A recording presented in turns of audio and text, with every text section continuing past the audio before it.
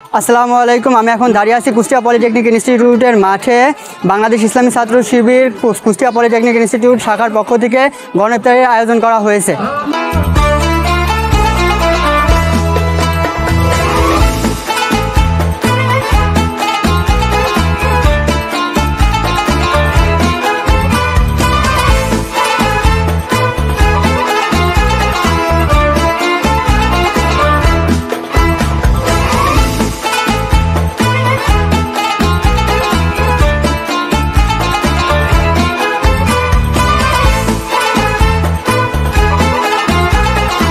দীর্ঘ লম্বা সময় পরে বাংলাদেশ ইসলামী ছাত্র শিবির কুষ্টিয়া পলিটেকনিক ইনস্টিটিউট মাঠে জনসম্মুখে গণইফতারের আয়োজন করেছে। কুষ্টিয়া পলিটেকনিক শাখার বর্তমান শিবিরের সভাপতি থেকে এই তথ্য পাওয়া যায়।